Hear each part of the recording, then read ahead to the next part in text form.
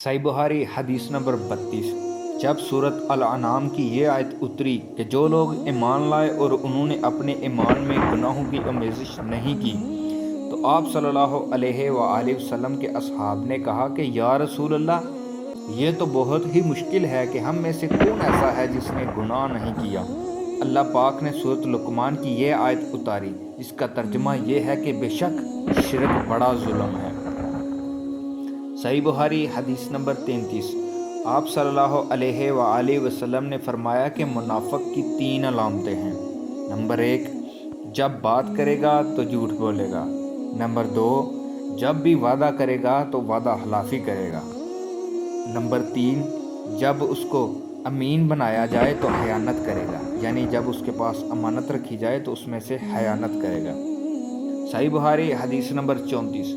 رسول اللہ صلی اللہ علیہ وآلہ وسلم نے فرمایا کہ 4 عادتیں جس کسی میں ہوں تو وہ خالص منافق ہے، اور جس کسی میں ان 4 میں سے ایک عادت ہو تو وہ بھی نفاق ہی ہے جب تک اسے نہ چھوڑ دے۔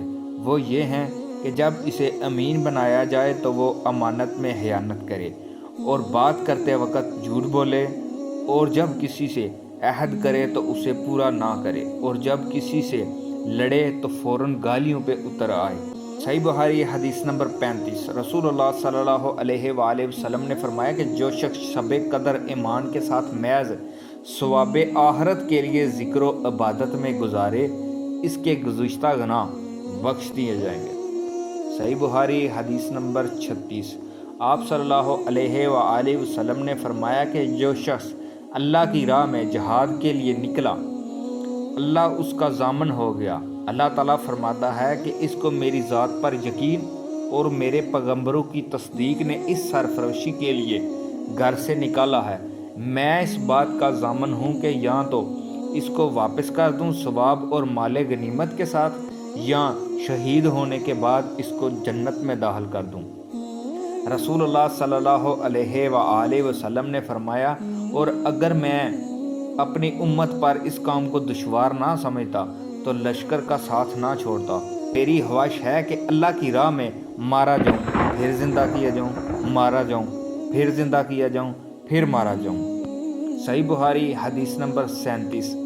حضرت صلی اللہ علیہ وآلہ وسلم نے فرمایا کہ جو کوئی رمضان میں راتوں کو ایمان رکھ کر اور ثواب کے لیے عبادت کرے، اس کے اگلے گناہ بخش دیے جائیں گے۔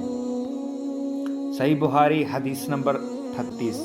حضرت صلی اللہ علیہ وآلہ وسلم نے فرمایا کہ جس نے رمضان کے روزے ایمان اور خالص نیت کے ساتھ رکھے، اس کے پچھلے گناہ بخش دیے گئے۔ صحیح بخاری حدیث نمبر 39۔ حضرت صلی اللہ علیہ وآلہ وسلم نے فرمایا کہ بے شک دین آسان ہے، اور جو شخص دین میں سختی اختیار کرے گا تو دین اس پر غالب آ جائے گا اور اس کی سختی نہ چل سکے گی۔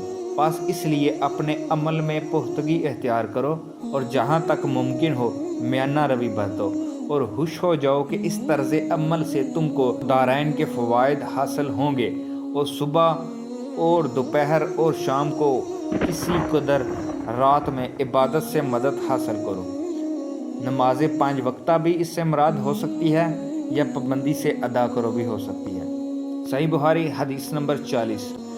رسول اللہ صلی اللہ علیہ وآلہ وسلم جب مدینہ تشریف لائے تو پہلے اپنے ننہال میں اترے جو انصار تھے، اور وہاں آپ صلی اللہ علیہ وآلہ وسلم نے 16 یا 17 ماہ بیت المقدس کی طرف منہ کر کے نماز پڑھی، اور آپ صلی اللہ علیہ وآلہ وسلم کی خواہش تھی کہ آپ کا قبلہ بیت اللہ کی طرف ہو۔ جب بیت اللہ کی طرف نماز پڑھنے کا حکم ہو گیا تو سب سے پہلی نماز جو آپ صلی اللہ علیہ وآلہ وسلم نے بیت اللہ کی طرف پڑھی عصر کی نماز تھی۔ وہاں آپ صلی اللہ علیہ وآلہ وسلم کے ساتھ لوگوں نے بھی نماز پڑھی۔ پھر آپ کے ساتھ نماز پڑھنے والوں میں سے ایک آدمی نکل گیا اور اس کا مسجد بنی حارثہ کی طرف گزر ہوا تو وہ لوگ رکوع میں تھے۔